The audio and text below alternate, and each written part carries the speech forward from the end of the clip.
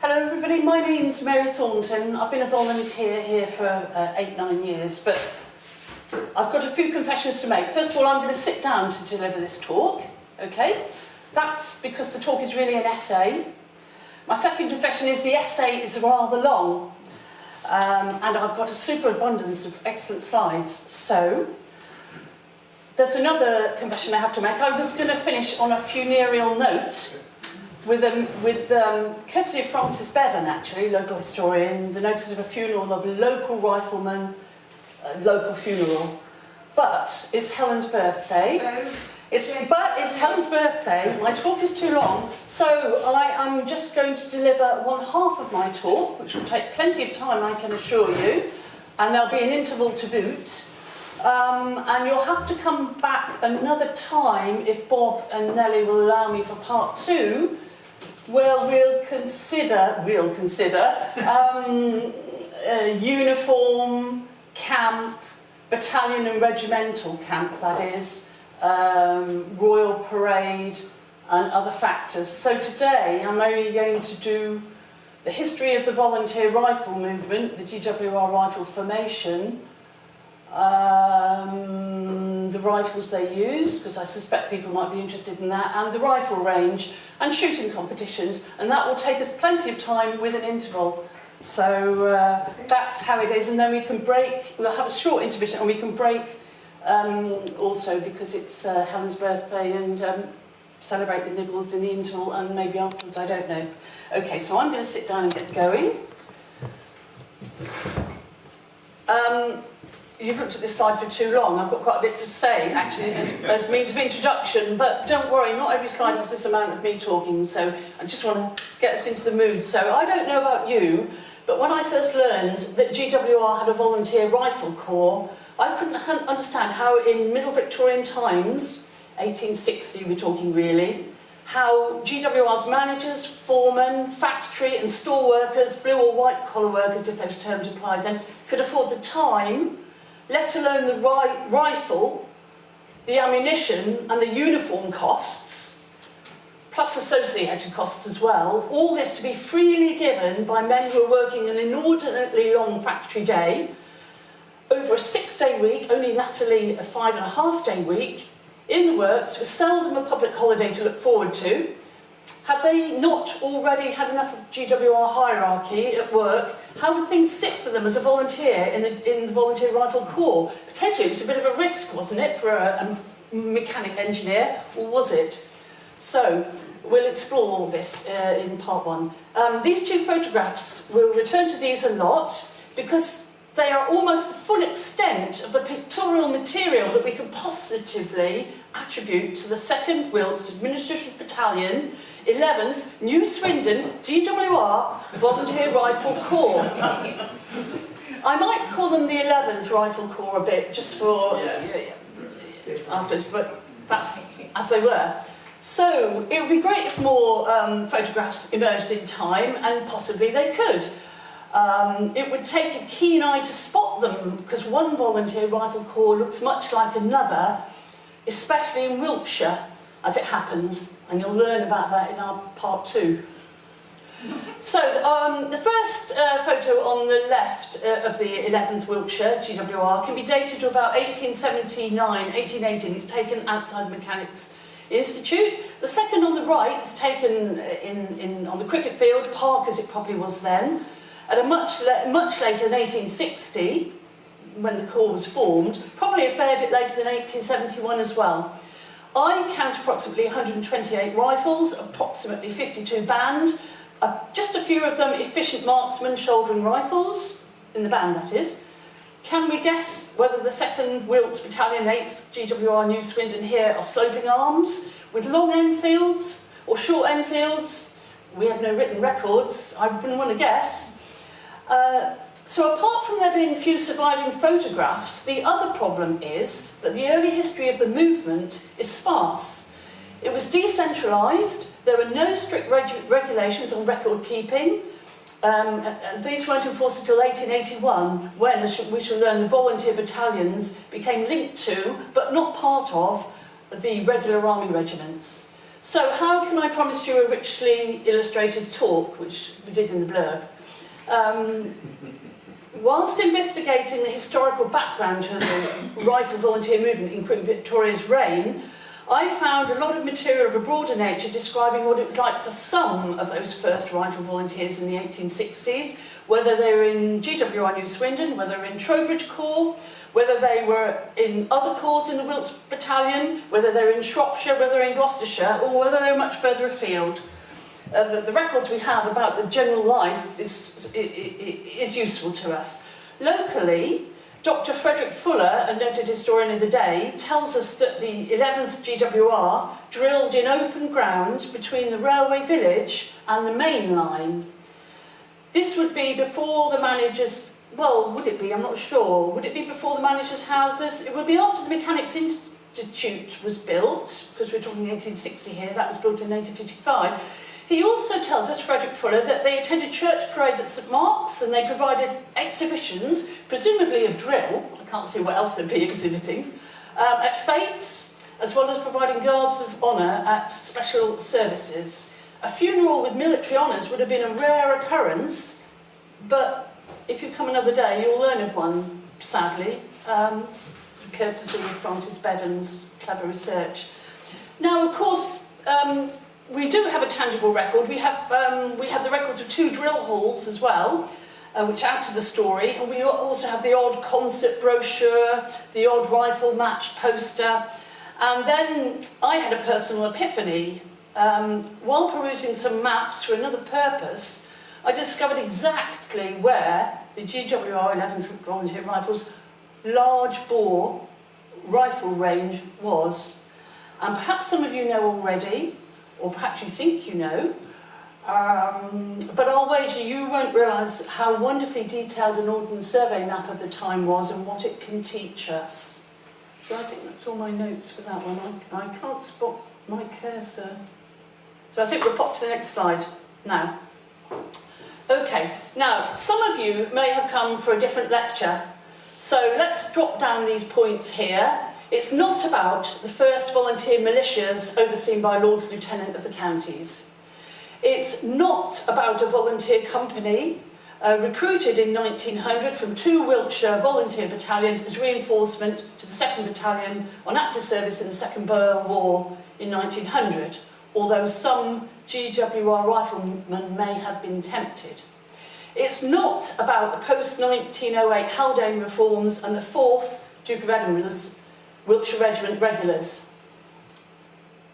Otherwise of interest, because actually many GWR men signed up for this regular regiment.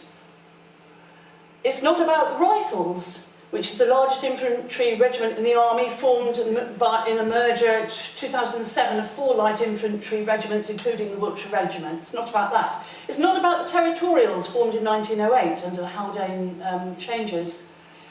Haldane specifically said he did not want the Territorials to be reincarnated volunteers in a new uniform. And my talk will obviously only deal with historic full-bore rifle musketmen, riflemen. So we won't be talking about any miniature rifle ranges or miniature bore riflemen.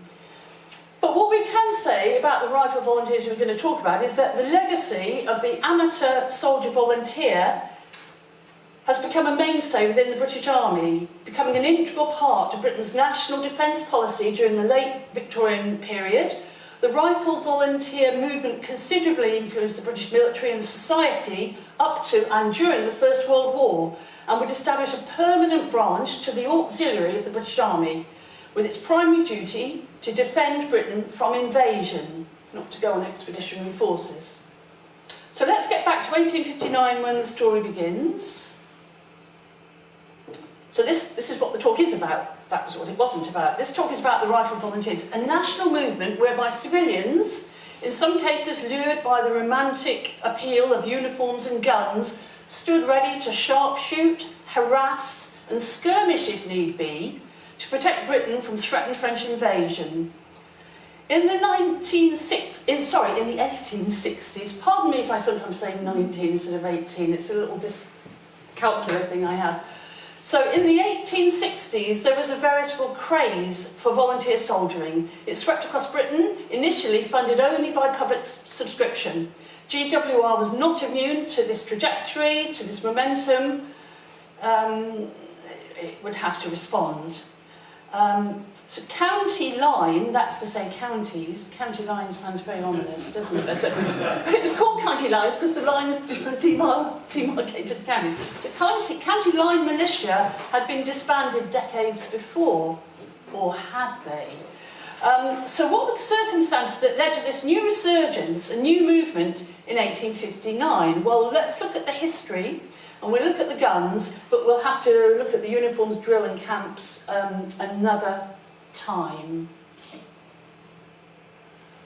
So, I've mentioned this before, but I'm going to emphasise it. Owing to a lack of any lists of attendance, any target practice records, or any extensive cuttings from local newspapers, it's a very hard task for anyone to show what occurred in the early days of the Corps. But I'll soldier on. I do like a pun. Rifle volunteer movement began, we know, 1859, for fear of French invasion had increased, even though the Napoleonic Wars were long ended by 1816. Nationally, units of rifle volunteers were recruited on a wide scale from 1859 onwards in readiness to combat the perceived invasion threat from Napoleon III. That's him on the slide. He was Napoleon Bonaparte's nephew.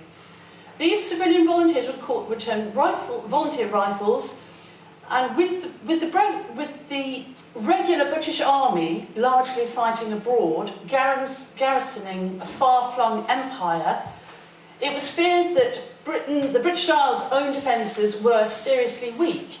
A reserve force was needed as the first defence, aimed at slowing a French invading force and providing the regular army with time enough to come to the rescue from India, from Ireland, from South Africa, should the situation ever arise. Of course it did not. They weren't to know.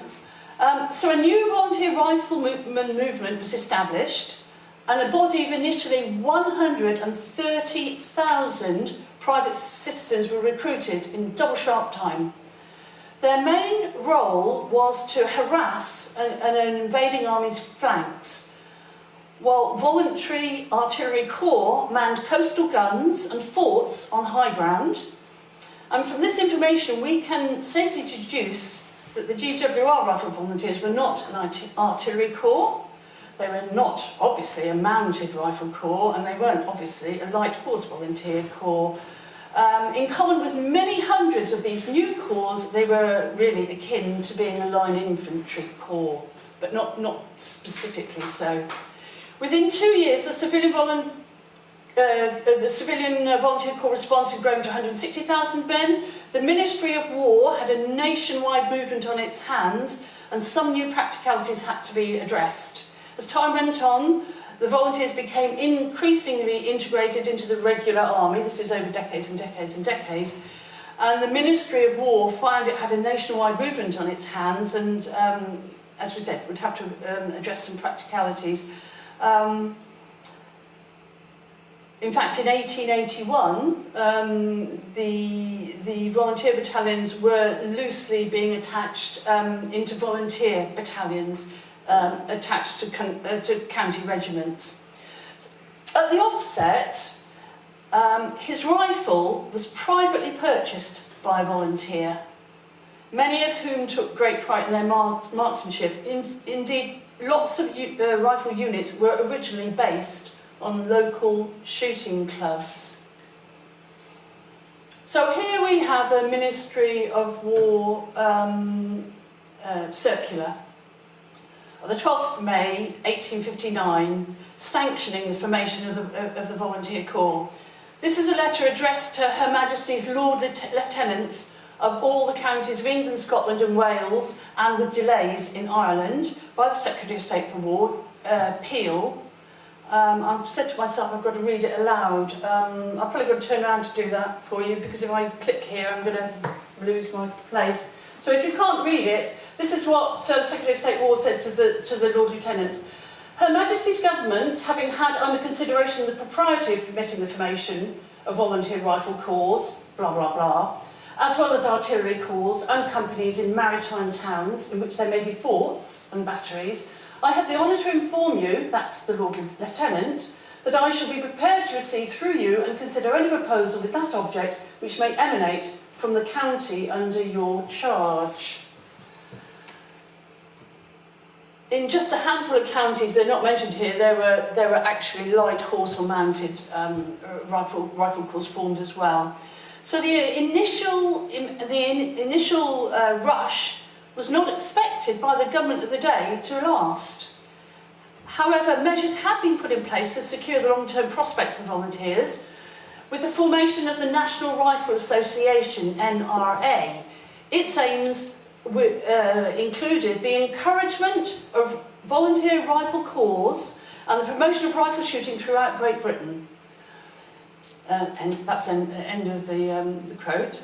So local and regional rifle matches became commonplace by the end of the decade of the 1860s in Great Britain, so that now, with no prior tradition for rifle marksmanship, Great Britain had thousands of trained riflemen.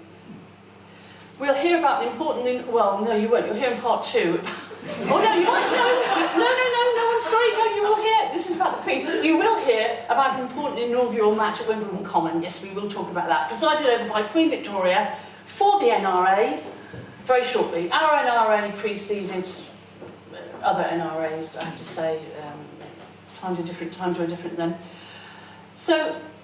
What the actual situation on the ground, however, was that numerous Lords Lieutenants of the counties, along with the support of prominent members of the community, well, that would be the aristocracy, I think, had already taken an initiative and had already formed their volunteer units without the consent of the British government.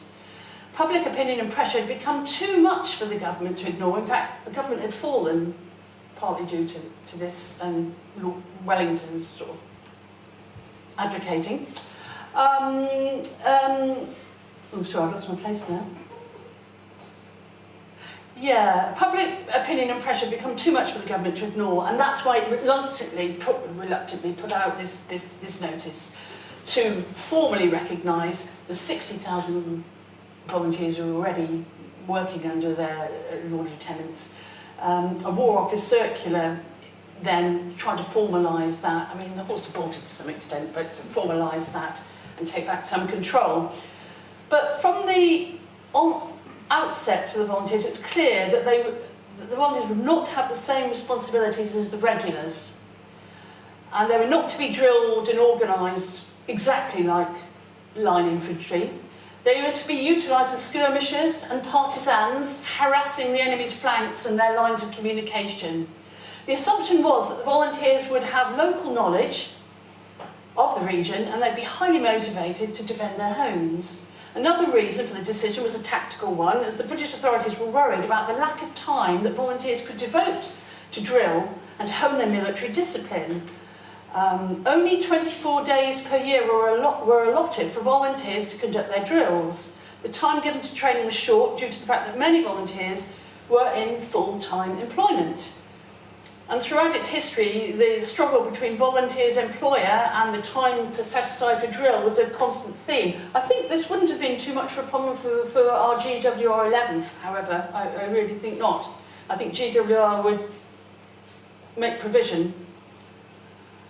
So, in case you're wondering what a Lord Lieutenant or his deputy, his role was, he was acting for the monarch, not for the government, for the monarch, as a representative in the county, and he was always historically responsible for the local militia.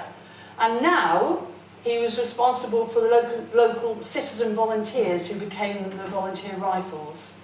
Here we've got Henry Petty Fitzmaurice, 3rd Marquess of Lansdowne, Lord Lieutenant for Wilts from 1827 to 1863, so he oversaw the formation of the Wiltshire Rifles. But there was influence from the Marquess of Aylesbury in the middle here, he of Savernake Forest, who created a few problems for GWR in the routing of their line. He took over the role in 1863, and then we have the Marquess of Bath, John Thynne, I don't know how you pronounce him, who was appointed Lord Lieutenant in 1889 and held the post until his death. That's a cartoon, by the way, of Marquis of Bath, you realise that. Wiltshire was the 9th in county precedence for the Great British Isles, or British Isles, which is not bad for a sparsely populated rural county, actually, if you think about it. Salisbury was the first corps, and Trowbridge was the second corps. Perhaps GWR read the mood music here. New Swindon was the 11th corps in Wiltshire. Higher Swindon, I believe, was the 12th corps. I stand to be corrected. And I'm showing you these important people because I want you to realise that there was a hierarchically important it was a hierarchically important movement as well. The stakes were high. I mean, I'm sure the board of directors, GWR board of directors at Paddington, would sniff an opportunity here for self-aggrandisement for the company, for themselves, I suspect. So a welcome opportunity for GWR, probably. Was it a welcome opportunity for William Gooch, manager of the works, or would it dilute his capacity to do his day job? Because he was, of course, the first elected commanding officer, captain of the 11th, from its inception until 1864, when he quit GWR for the Vulcan Foundry building locos in Lancashire. Bit strange, that.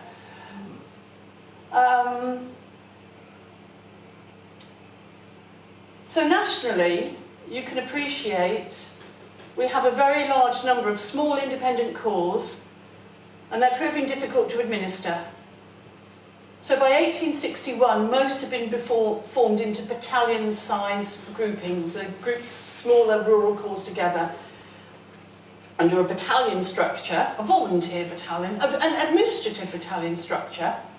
So administratively in Wiltshire, the volunteer corps were formed into 2 battalions, 1,000 strong each. The second administrative battalion embraced Devizes, which was the HQ, Market Lavington, Chippenham, Calne, and Higher and New Swindons.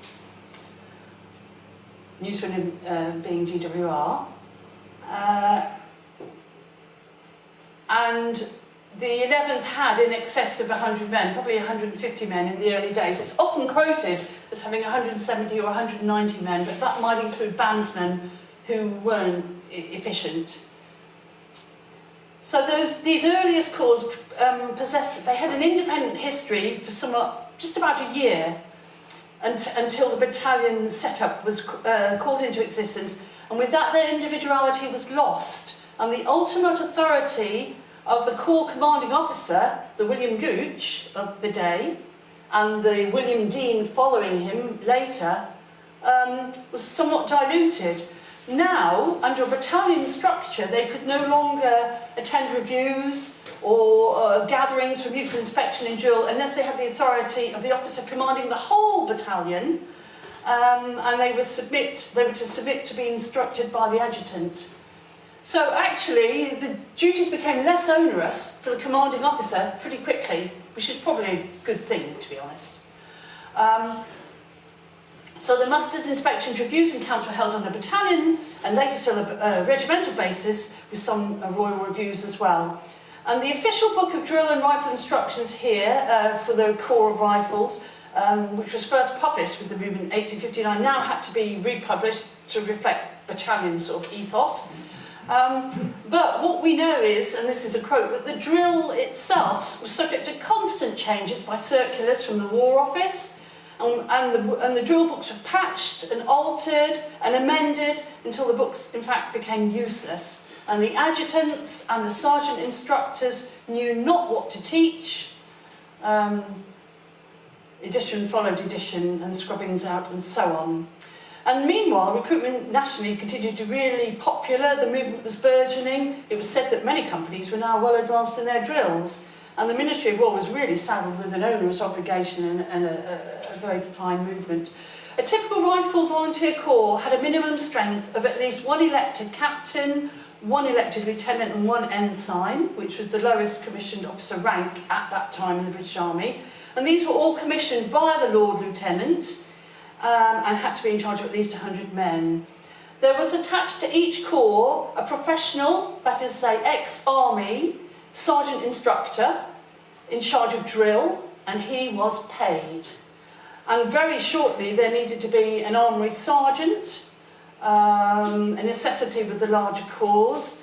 And then not long after you needed colour sergeants in charge of orders. The orders were coming from the ministry, coming from the battalion. So you had colour sergeants, and you would also have a chaplain and an assistant surgeon, and that would complete the picture for a corps.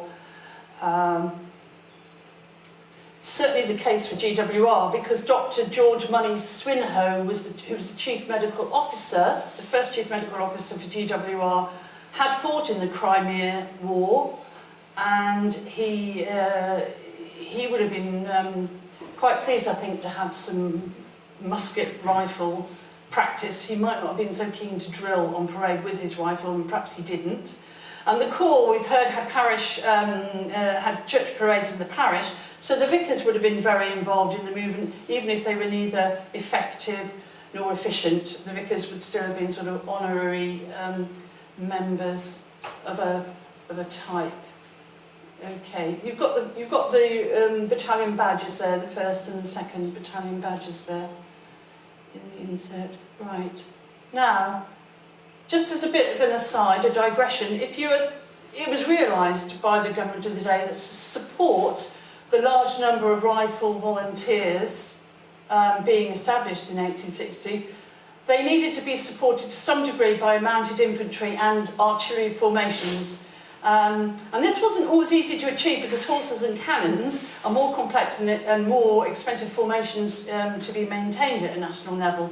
Nevertheless, in Shropshire, here we've got the 9th Shrewsbury Volunteer Corps, but it has been converted to being the Shropshire Artillery Volunteers.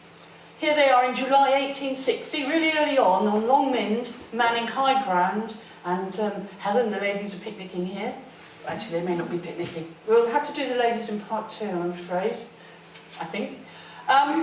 Even earlier, by November 1859, and closer to home, the Gloucestershire Volunteer Artillery was formed. It was headquartered at the Artillery Ground, White Ladies Road, Clifton, Bristol. It was tasked with the defence of Bristol Channel and the ports of Bristol and Gloucester. It was fully paid for and organised by the City of Bristol, not part of the War Office responsibilities. I just deviate to point this out simply to show that within the volunteer movement, you were either a rifle unit or you were an artillery unit, generally speaking. And the 11th Wilts, New Swindon, was the equivalent of, well, it was a rifle unit, equivalent of an infantry unit. It was designed to harass the enemy. It would possess nothing other than small arms and no little field guns or whatever, I'm afraid. There's a pity Roy isn't here. And even then, you might argue that these musket rifles are long and large enough not to be qualified as small arms, because they were small arms. Okay. No little guns on plinths and so on. But let's come to home. And this is an announcement in the local newspaper, 12th March 1860. I've told myself I've got to read this aloud, so I'm going to have to turn around again. It's good I am mic'd up, in case you can't read it.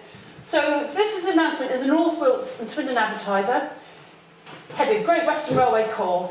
The members of the GWR company in the factory and stores at Swindon have formed a fine body of rifle volunteers, now numbering about 150 effective members, and hopes are entertained that about 100 more will join if sufficient funds can be provided. It is intended to quote men from a subscription fund. They commenced drilling last week under Mr., that would be Sergeant Instructor Young, and the Corps will, when in full effect, be the largest and one of the finest in Wiltshire. Mr. William Gooch has been appointed Senior Captain, and there is a good working committee. You have to be careful in what you read in the newspapers, okay? But let me first quickly tell you the terms effective and efficient. They pop up all over the place. Each man swapped his civvies for a uniform when he had it. And as time and training progressed, he got to learn to shoot a musket rifle, gained in proficiency, hopefully in competition against fellow volunteers in his local company, and then in competition within the battalion, and then nationally, well, regionally first, then nationally in rifle competition, if he showed talent.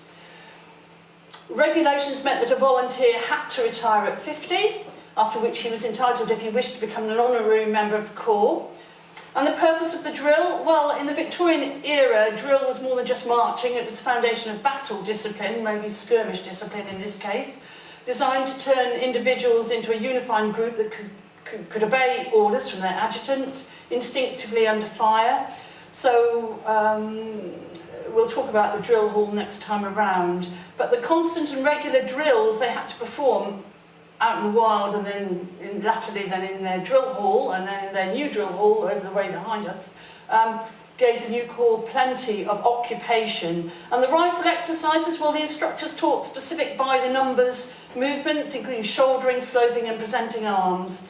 So our 11th Rifles here in New Swindon had a lot to get to grips with, formed in March 1860, let's get on and talk a bit about their musket rifles, etc. But let's quickly mention the Queen, because my talk has been mentioned for Queen and Country. And what we won't do is, we won't cover uniform, drill, camp and funeral, because there's just too much to look at. So here we are, let's return to the Queen. So we've talked about the National Rifle Association, founded in November 1859.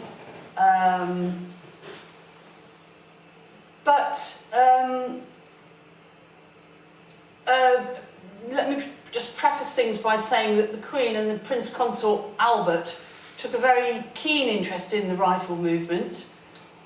We know that 130,000 private citizens had volunteered, and it's estimated that 120,000 of those men paraded past her in Hyde Park in June 1860 at a first Royal Review, which I will talk about on another occasion. But here we're talking about an earlier competition on Wimbledon Common, hosted by the NRA, and with Queen Victoria firing the first shot. Here is her Whitworth rifle, set up for her in a rather nice little tent with a silk lanyard to pull the very light trigger. It's all been pre-prepared. And there is the famous Wimbledon target. Can you see her mark just above the cross? Yeah. Okay. So at this meeting on Wimbledon, July the 2nd, 1860, she gave a £250 prize, the Queen's Prize for the best individual marksman. The prize meeting was only open to volunteers, and they had to use an issued service rifle of the day and issued ammunition gauge of the day. So that was the long Enfield, so it's rather strange, isn't it, she's using Whitworth, but there are reasons for that actually. So a Guardian journalist stated, and I quote, "A shot had been fired by the Queen which would vibrate through the length and breadth of old England and excite a thrill in the bosom of every volunteer. 100,000 cheers," and that would actually be accurate. 100,000 cheers, because there are 120,000 of them. 100,000 cheers rose in the air as Her Majesty's success ran along the line.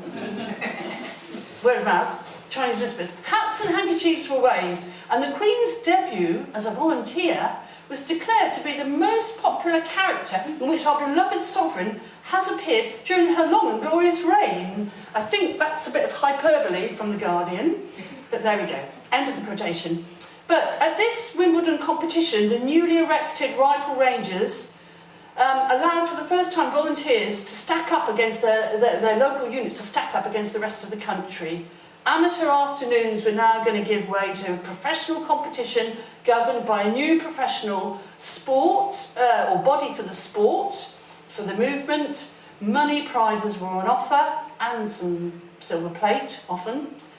Meetings such as this first one at Wimbledon were the ultimate open-air adventure for Britain's urban middle classes and less than middle classes.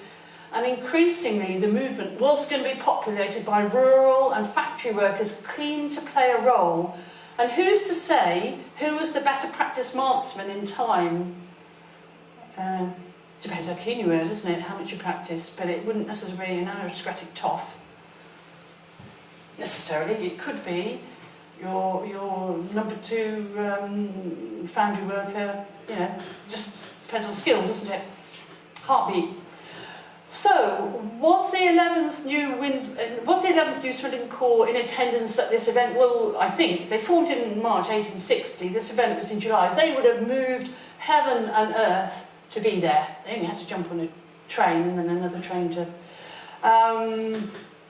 At the competition, they would have been represented by their sergeant armourer, if no one else. They wouldn't want to be outshone by Salisbury or Trowbridge, etc. But this was early days for them.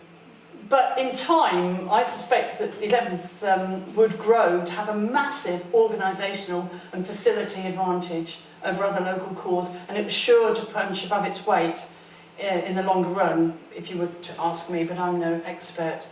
And another little thing is about those who, and think of the men here, those who joined the volunteers, they spent more time with their neighbours, they got more exercise, they spent more time outside. I mean, it was all good.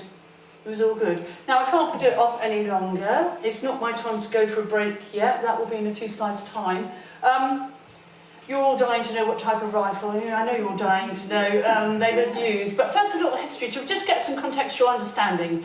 So in the first half of the 1800s, the British Army routinely issued its soldiers with smooth-bore muskets, like the Brown Bess. They were effective. They were effective using a paper cartridge with black powder, only when they were fired collectively by a well-drilled squad. Individually, the standard issue musket's aim was poor. They were liable to jam, blow up, or otherwise malfunction. But don't call it a black Bess, I'm sorry, it's a Brown Bess, isn't it? But this flintlock musket, it was a muzzle-loading weapon. Unlike the rifle, the early rifle, was easy to load, and it worked well with a sword bayonet against cavalry charges. Sad but true. Think about it. Pity the white horse. By contrast, historically, the elite regular rifle regiments of the Napoleonic Wars, 1803 to 1815, had rifle muskets.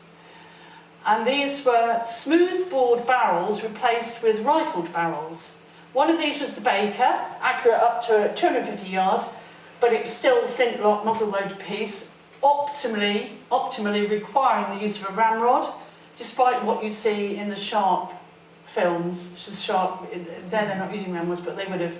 Okay, I'm going to have to rewatch some Sharp. Okay, so these earliest riflemen, they were regulars. They were somewhat special. They wore dark green for camouflage. They were stationed away from the combat. They were trained to pick off French officers. Huzzah, you might say, or not. So that was your regulars. That was your early rifle brigade. So we still haven't moved to volunteer rifles.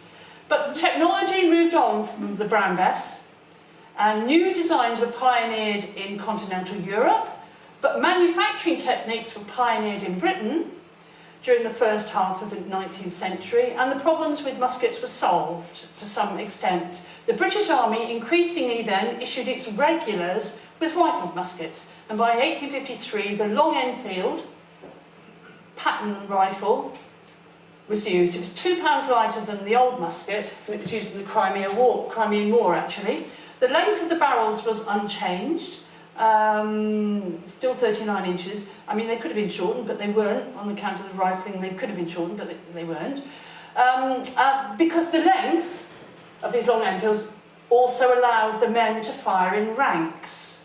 A long rifle was necessary for the muzzles of the second rank of soldiers behind to project beyond the faces of the rank of soldiers in front. Think about it. Okay, makes sense. The long Enfield would also be sufficiently long too, like the Brown Bess, when fitted with a bayonet to be effective against cavalry.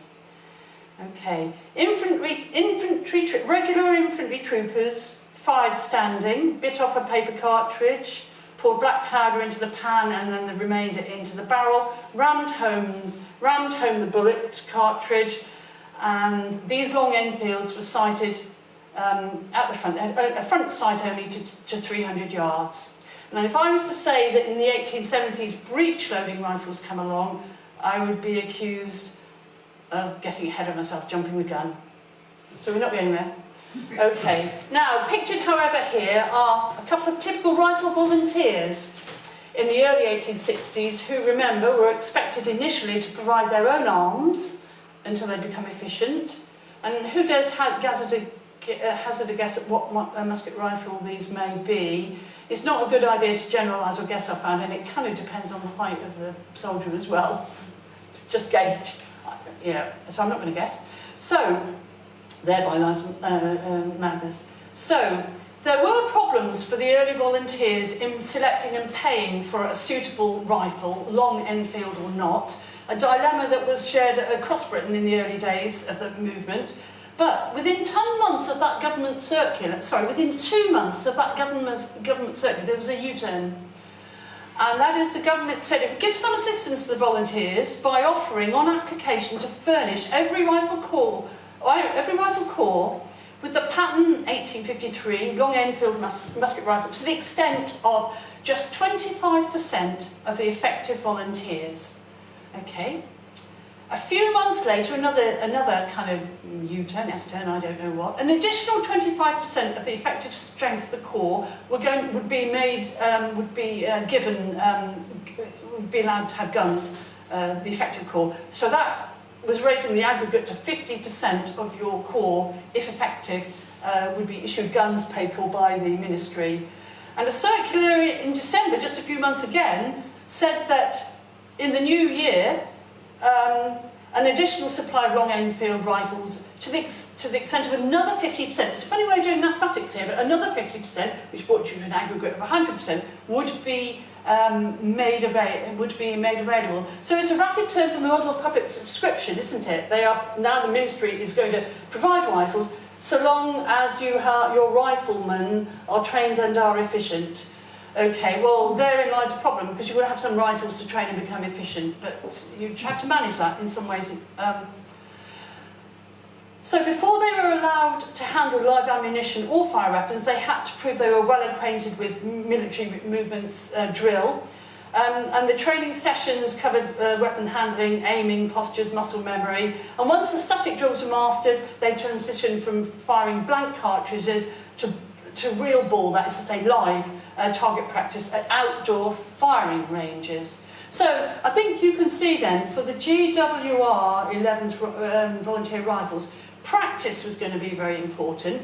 Building a rifle range was going to, a large bore, full bore rifle range was going to be very important, as would be systematic training with a valued instructor, purchasing as few rifles as you could get away with in order to train your men and then send in your annual effective report to the ministry in order to be provided with the funds, or actually the rifles direct.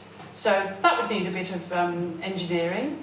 And GWR would also need an armourer's store for those rifles, which they would be accruing, and they'd also need a drill hall, because you can't drill outdoors in the wet. Okay, so let's move on. And so this is the long Enfield. This really was the regular army and the volunteer piece for quite some few decades, actually. But then we come to the 1870s, and the pattern short rifle was now becoming standard British military rifle. It was 6 inches shorter, and it featured a sight for 1,100 yards, as well as a front sight for shorter distances. And it was said by officialdom at the time that the short rifle, this is a quotation, can be held steadier by a weak man when standing and during wind. And it's handy when passing through a wood or thicket, because it's 3 inches, full 3 inches shorter. And a very short man has more command of his gun when loading, because he can reach better. But with the sword bayonet, it's heavier than the long Enfield with bayonet. And the sword bayonet is very inconvenient when running, firing, kneeling or lying down. So it's 6 of one, half a dozen of the other. But in any case, it's a question of the regulars getting given this rifle, and it would take a while for this to trickle through for the volunteers. The government did purchase stock short rifles. They called them volunteer rifles, actually, because they were enhanced and embellished commercial versions of the standard military rifle. They were manufactured to a higher grade of fit and finish, and they were intended really for sale to shooting clubs as well, and to social organisations as much as they were for the rifle volunteers. So one way or another, Britain was working hard to grow a civilian shooting cadre, if that's the right word. And here we have the architect's plan and cross-section of GWR drill hall with attached armourer's store and an orderly's room at the rear. And I don't know how, it's fuzzy. It's in the legacy book, but it is fuzzy, and you do need a magnifying glass, really. But I hope can you see that you've got the one large area and you've got 2 kind of sheds out the back. The one is the armourer's store and the other is the orderly store, and you've actually got three kind of cubicle things there. So let's move on and just chat about that. So, because, well, I have a bee in my bonnet about drill halls and armouries, but I'll say that again in a minute. So, but first of all, first things first, Victorian era armoury musket racking systems were designed for dense, vertical and secure storage of long arms like the long Enfield. Commonly they utilised sturdy wooden or even early metal structures to hold the weapons upright or horizontally. These racks often included locking mechanisms to secure the firearms in batches. And I've discovered that these large bore long Enfield rifle muskets were referred to as government rack rifles, .577 bore. So that epithet speaks to what a line infantry or rifle volunteers army of the day would have looked like. It was a racking system, no more, no less. Of course, there would have had to be separate storage for the cartridges too. The wooden racking was probably most usually numbered. The musket number would be on the heel of the arms, and it would be put in the right place on the rack. Each volunteer would eventually be allocated a numbered rifle, but in those early days they would be sharing, getting their efficiency, and then getting properly stocked with individual rifles. The photo on the right is of an in-situ racking system dated 1871 about. It's housed under an elevated battery on the heavily garrisoned rock of Gibraltar. A dozen or so regular artillerymen would be servicing this battery. So the rifles here would not be connected to their day job. They weren't riflemen, but they would be requiring their rifles for parade and for personal protection. They were artillerymen on the rock of Gibraltar, regulars. But I'm just showing you a racking system because I happened to stumble across it and I was so pleased. Okay, because I poke around on the rock a little bit where you don't want to poke around. I go under every magazine I can find. So the setting is very different. Okay, but there's still a need for an armoury with a racking, and there's a need for a spark-free black powder cartridge storage area too. And that brings us to the three small brick enclosures attached to the armourer's store. Can you see the little things I mean?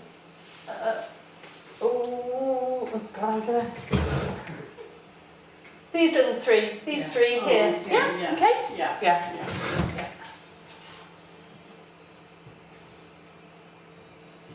Right, well this is where I say I do have a bee in my bonnet. about wrong terminology for this building.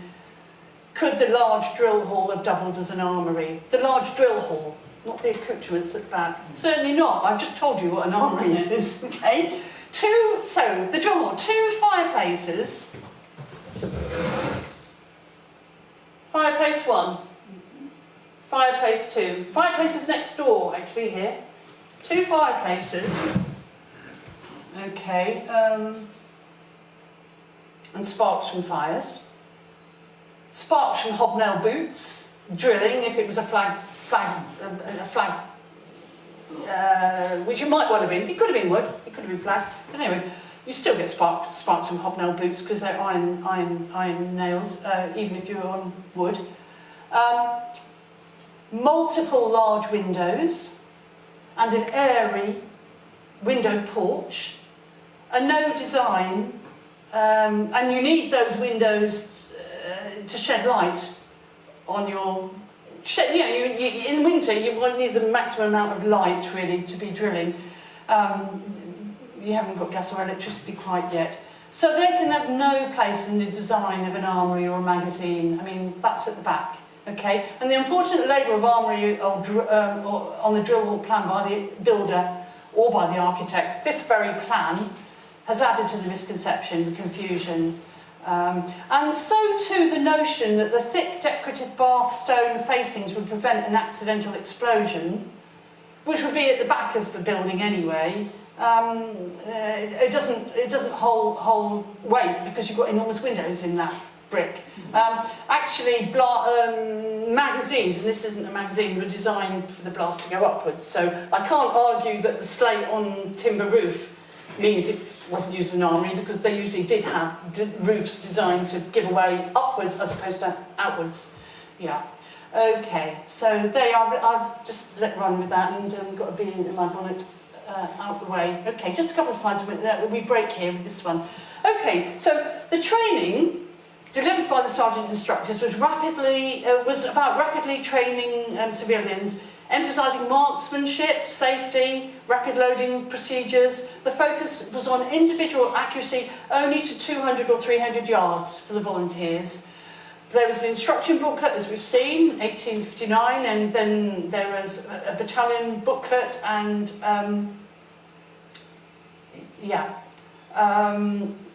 there was so the training 1859 to 1870s focused on percussion, muzzle loading, Enfields, aiming, sighting, position drill, standing, kneeling.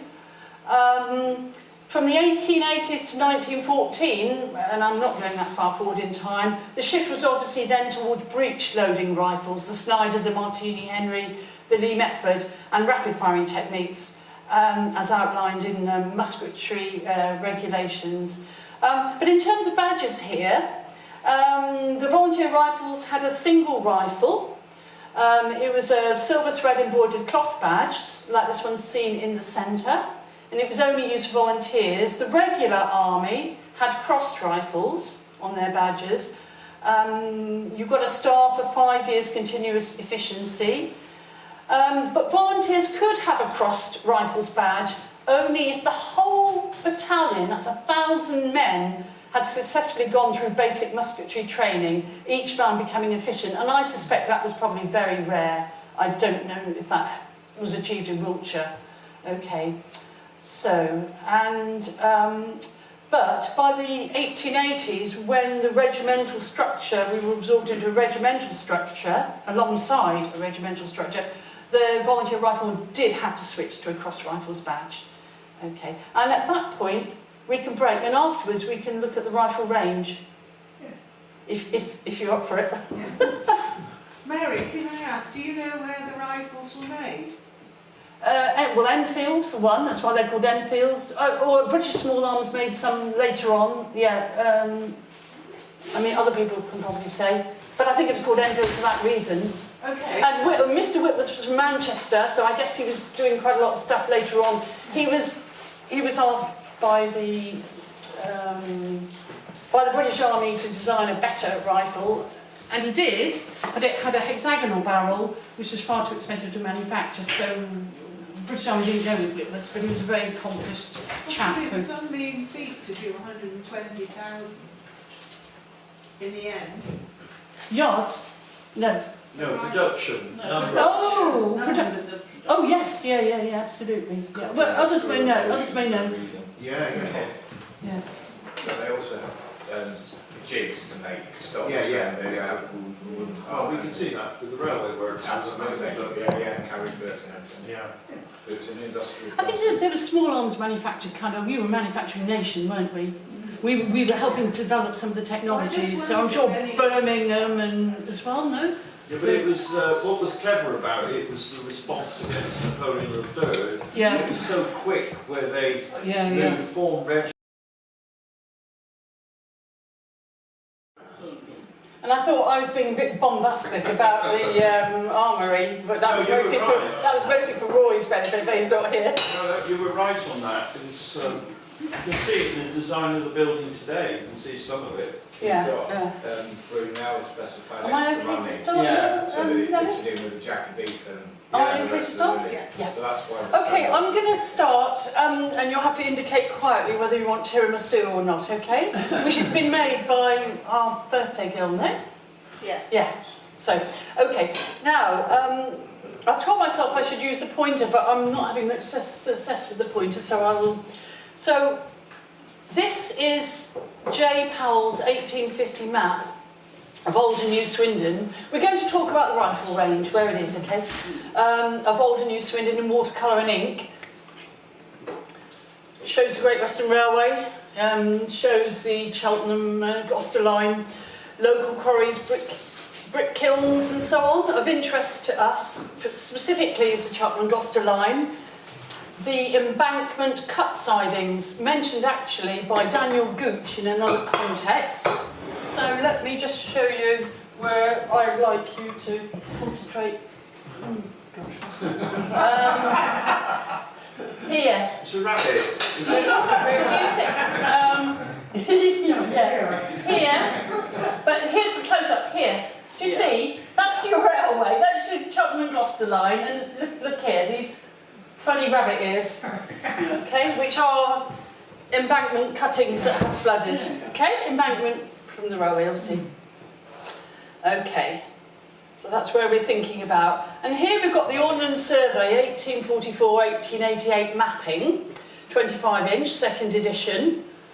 And we're looking in close-up at that area. So you can see the two rabbit ear bodies of embankment cutting water, can't you? Yeah. Now, here it says butts. That says butts. This is the embankment behind the butt. And here is the range, all the way down, nestling in the base of the embankment of the railway. How long was that?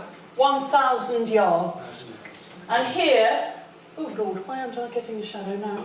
I'm not sure. So here, the end of the range is at the pump house. That little pink building is the pump house. Okay? Where's that nowadays?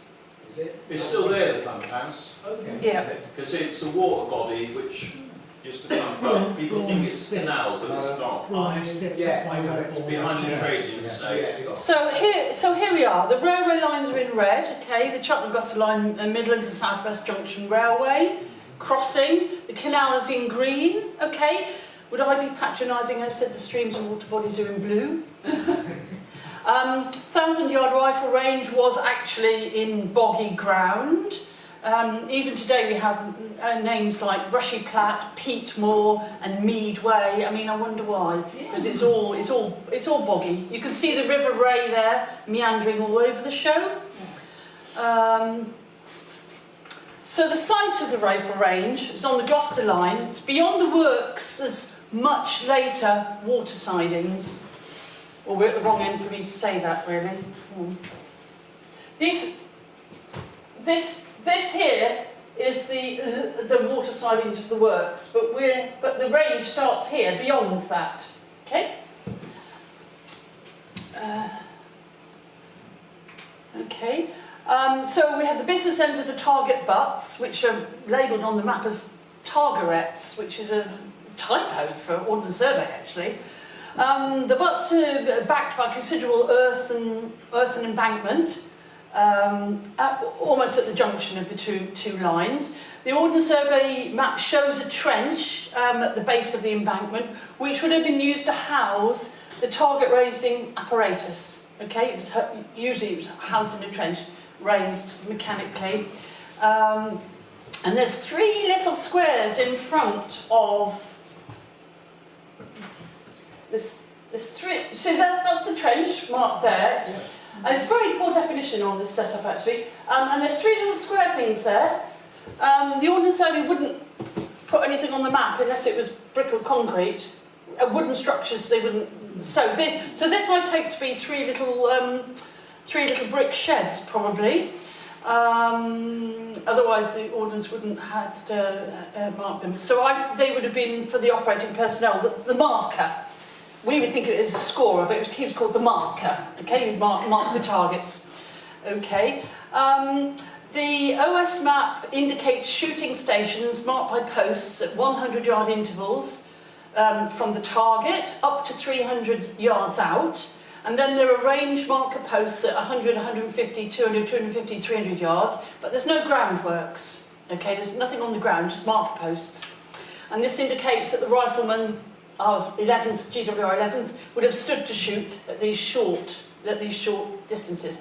Beyond 300 yards, the Ordnance Survey has used little rectangles on the map. And this suggests permanent structures where the ground's been prepared and levelled, perhaps with concrete, perhaps with bricks. And these little squares are at 400, 500, etc., all the way to the 1,000-yard marker. Okay. So at these distances, beyond 300 and up to 1,000 yards, the men would have fired from a kneeling or lying position, which is why they'd need a little bit of non-bog underneath them. Because, of course, it's all very prone to flooding there. I mean, these are the symbols for scrub and, for marsh, actually. These are the Ordnance Survey symbols for marsh. So it's very wet scrubland. It was prone to flooding both from the River Ray. I mean, it's the floodplain of the River Ray, and the North Wilts Canal was also very prone to flooding through its floodgates. So all very wet. There's a footpath that goes along the whole length of the rifle range, tucked in at the base of the embankment.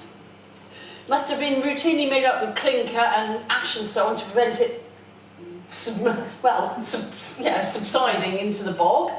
And we can see that the rifle range then itself, if it's tucked in there, is protected by Gooch's embankment cuttings. It's protected by the River Ray, meandering around there.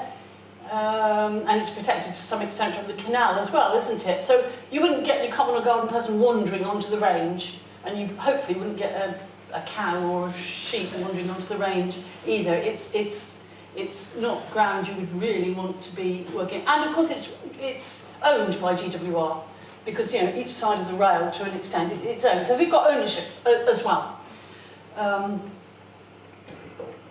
Okay. So these are courtesy of Ian, who went out and has taken some photographs. And these are on the left, we're looking towards the target butts. On the right, we're looking back down towards the factory, well, a very long way towards it, to the pumping station. And of course now it's just kind of scrubbiness. Here we are at approximately the 200-yard firing station towards the butts left, back to base right. Here we are at approximately 300 yards from the target butts. There's a bit more width for Ian to have taken photographs there. You can actually see the railway line, can't you, with fencing there, so how close we were. And this is the more southerly part of the range, sort of about 500 yards to 1,000 yards, terminating at the pumping station here. So we're now talking about this part of the range. Yeah. Now, shooting with large calibre military rifles, the long Enfields and the short Enfields, was constrained nationally by the inaccessibility of suitable ranges, because they needed large open spaces. They were only going to be found in rural areas. But GWR, you see here, had a magnificent advantage in this regard. You know, the ribbon curtain by the rail. As long as you knew the train timetable, of course. Because Frederick Fuller tells us that a soldier flagman signalled ceasefire whenever a train came into view. Well, he would be armed with the timetable, and they wouldn't be that frequent, to be honest. But you'd have to be particularly careful. You wouldn't want to ricochet sort of taking your engineman out, would you?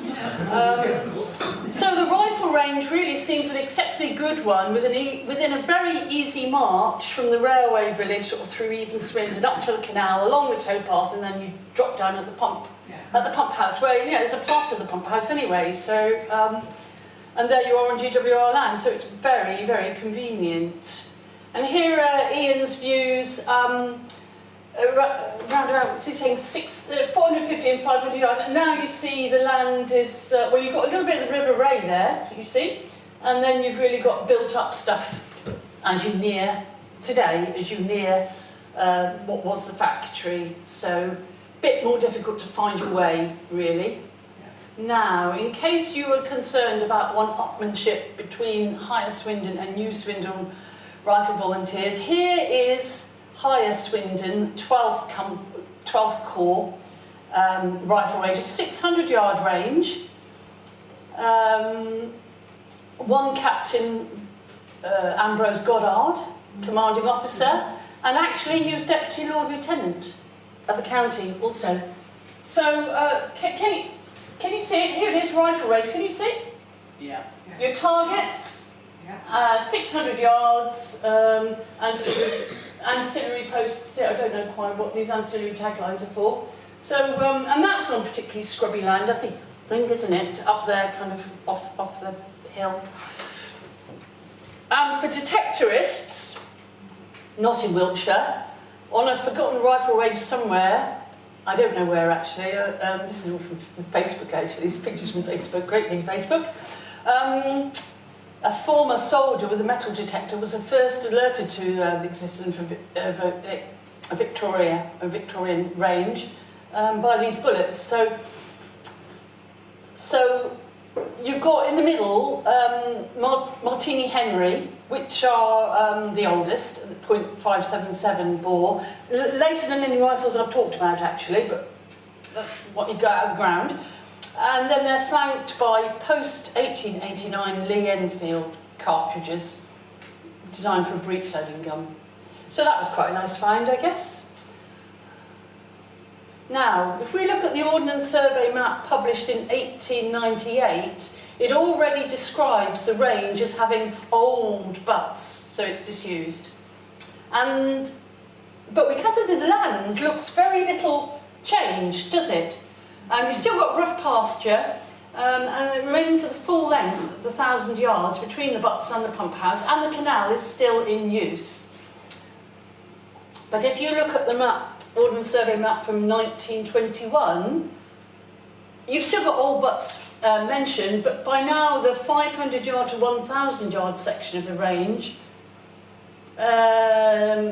is sort of being dug out. I don't know for what reason. Are these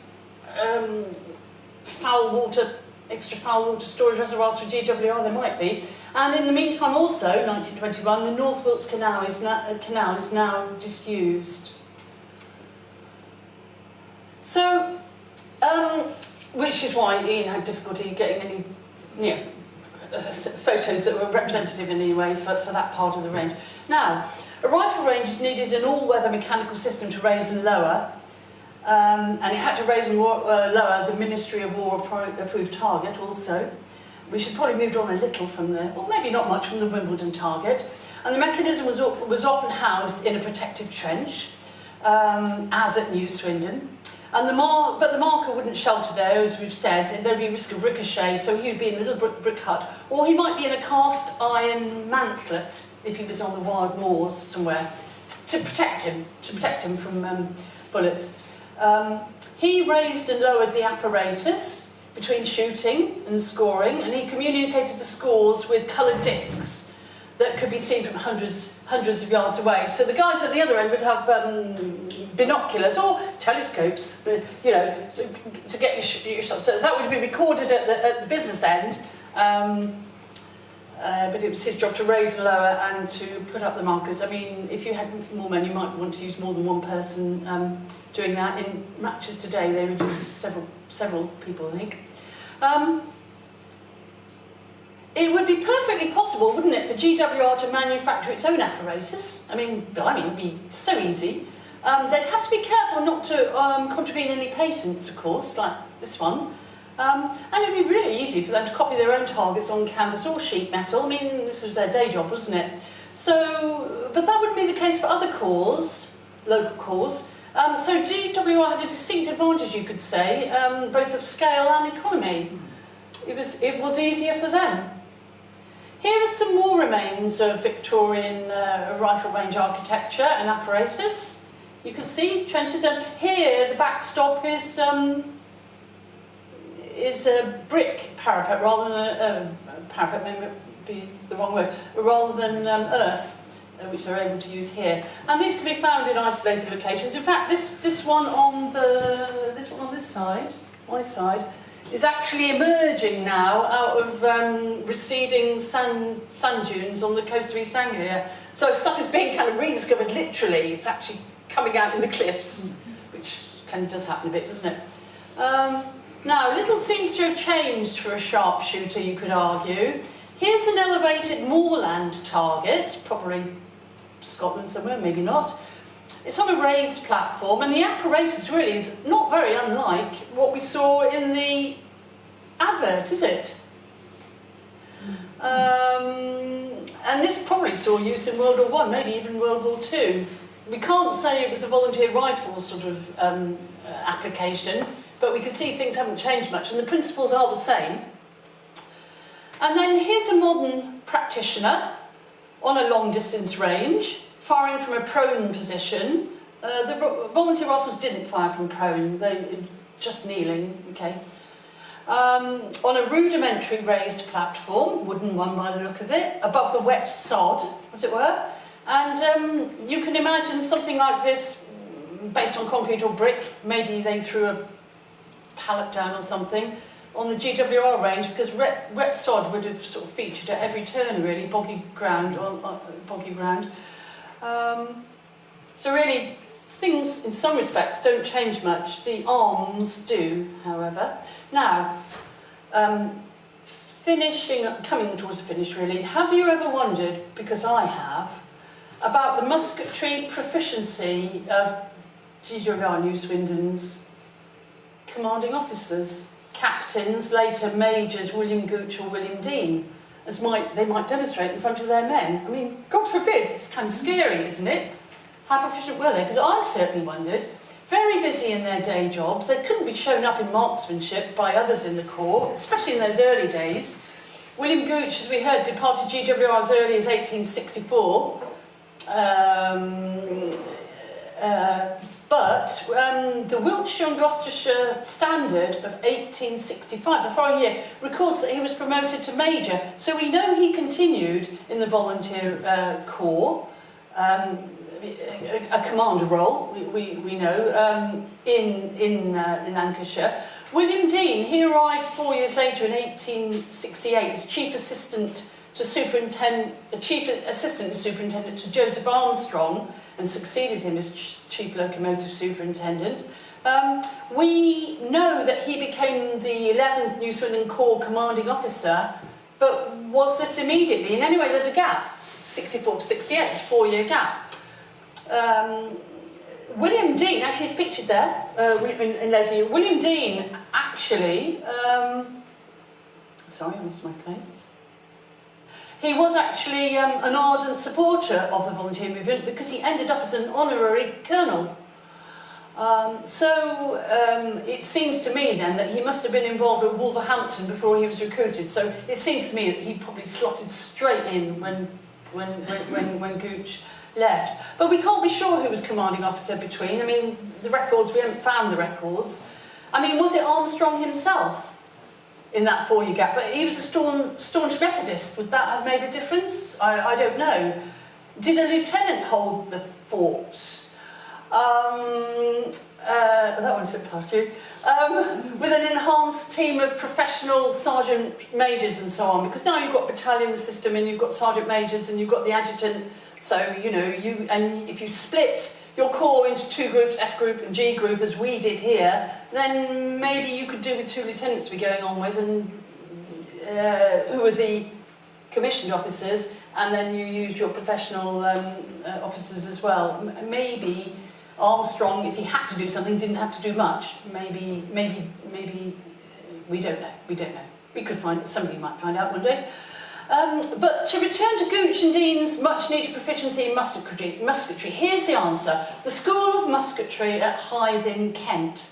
It was a foundational British Army training establishment of 1853, designed to develop, standardise and teach musket skills to officers and non-commissioned officers of the regular army.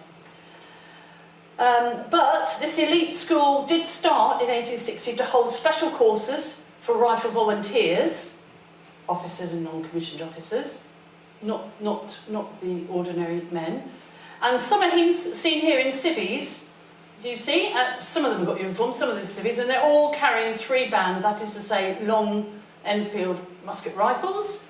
So local corps, via their fundraising committee, would have sent their commanding and commissioned officers to Hythe, but I've no doubt that although they might have allocated funds to the captain, lieutenant, ensigns, I would imagine that as commanding officer, Gooch or Dean would have paid their own way, and they would have gone to a course especially for commanding officers separately, because hierarchy was just so important in every walk of Victorian life, and it would be thus in the volunteers as well. In 1860, a certain Henry Edwards published a notable, now this is where we have a first-hand account, published a notable first-hand account entitled A Volunteer's Narrative of the Hythe Course of Instruction in Musketry. And this was an insight into volunteer officer training. So these are the sort of sources that are like gold, really. Based entirely, and the course for volunteers was based entirely on an understanding of the Enfield rifle. The methods, techniques, and often the rigorous curriculum was designed by the school's commandant, Colonel Wilford. But the course was delivered by Sergeant Major instructors. And the volunteer Sergeant Major instructors, they came here to learn the more basic methods and more basic protocols needed for them to turn civilian volunteers rather than regulars into efficient marksmen. But in parallel, ordinary Sergeant Majors would be coming to do the same in the regular army. One instructor to know more than 10 men was the standard, but was that the practice? We can't be sure. 1 to 10. Colonel Wilford, the commandant, seems quite a character. Although in charge of regular army training, he was a fierce advocate of the volunteer rifle movement. And let's look at a couple of his choicest remarks. I do like the Victorian way of speaking. So I'm going to read these for you because you can't see them, you probably can't. So this is what he said. If this movement be properly taken up, it will render invasion impossible. As precaution is increased, temptation is decreased. Our objective is not to war, but to prevent it. I bolt my door and I don't lose my spoons. I simply love that. And in relation to this, he's quoted as saying that he had an extensive collection of silver plate. Although if he collected solid silver spoons, they might be much more valuable, actually. So let's just finish up with shooting matches, because they were so important to the movement. Success brought kudos, it brought money for the corps, and it brought silver plate, which you could sell. Pretty early on, in 1865, we have reference on the left of the slide here to a simultaneous Enfield rifle shooting match whereby nationally 111 battalions and 298 companies or corps entered. They competed on their own ranges, so here they be, they were competing like mad down there, on a specific day with either a long or short Enfield with the prescribed Wimbledon target. They submitted their own scores. They shot, for this particular competition, from 200, 500 and 600 yards. So it didn't matter if you had a shorter range, wouldn't have mattered. A 600-yard range was more common. Was it likely that the 2nd Admin Battalion, 11th Volunteer Rifle, New Swindon, GWR Corps, came... no, I'm sorry. Was it likely the whole of the 2nd Admin Battalion came to our range on that occasion? Because there was a battalion competition as well. And I think it's very likely because there was more room for the battalion to amass at the further end of the range, and we also had a very spacious drill hall in the park by then to entertain in. So that would have been a very important competition in its day. And the poster on the right is from 1879, and it's for a local prize match on Swindon's range. Okay? Now the Ministry of War came to direct substantial funds nationally as prizes to encourage and maintain civilian riflemanship. Of course, it'd been up to the officers, the ladies and the mercantile class and the local aristocracy, should they wish to donate silver and trophies too. But the ministry was giving out money as prizes to generate and to keep momentum. Shooting matches had now truly become a social activity, no longer the preserve of the upper classes assisted by their gamekeepers. It was a preserve of anybody who cared to put in the effort, really. And note that on these occasions there were also bayonet exercise competitions. And if we move further afield, there's a competition here in 1868, and these are members of the Wiltshire Rifle Volunteer Corps, with 2 members of the East Devon, actually, at a shooting competition. They're pictured here with Enfield percussion rifles. Some apparently have been converted with a new Snyder breech loading device, apparently. And the venue here is probably Semington near Melksham, so this event was probably hosted by the Melksham Corps. So it must have been great fun heading out with your friends to a match or indeed to a camp, sharing a picnic and a bottle of beer and food and a smoke with your clay pipe. And there are many accounts of hearty lunches of pies, bread and cheese washed down with nice ale. It was a really nice outdoor pursuit for those who were inclined. We don't know if any of the 11th New Wiltshire are at this particular event. It's possible. These guys would have been the elite marksmen from all of Wiltshire's corps, which numbered 17 by now. Hang fire, we have a photo in a minute. But first to business. GWR stood to make money from volunteer riflemen travelling nationally to shooting matches, as well as to battalion or regimental camps, actually. So by rail fares, by dint of rail fares. So the profit, if you will, it could be argued, for GWR was reason enough for it to thoroughly subsidise its own corps. So on the poster is GWR Superintendent of the Line, Mr. Tyrrell, based at Paddington, and he is authorising half-price travel for those sharpshooter volunteer riflemen in uniform who are to compete at the national shooting matches near Liverpool and later in the year at Wormwood Scrubs. Probably on scrubby land at Wormwood Scrubs, not in the prison. And the date is 1890. So that's kind of interesting, isn't it? I mean, GWR stood to make a lot of money when there was a Royal Review, I can tell you as well, and a camp, because the guys had to get on trains. And I know military can travel free now on rail, I think they can anyway, it wasn't the case then. Okay, and here's the cause for excitement. Here is a photo of the first team shooting, they call it a club, shooting club of F&G companies, New Swindon 11th, 2nd Wilts Administrative Battalion, in 1896. The photograph is, and this is the last picture, last one. The photograph is marked Adieu Martini Henry, so the Corps must have just been on the brink of being issued with the Lee Metford rifle. The men here are all named. Come up afterwards if you want to check if any of them are your relations. I'll open my computer and I'll see all... Oh, no, I've got the names here. But the more important thing is, did they win any prizes? Okay, so that's the end of part 1 for you, and happy birthday.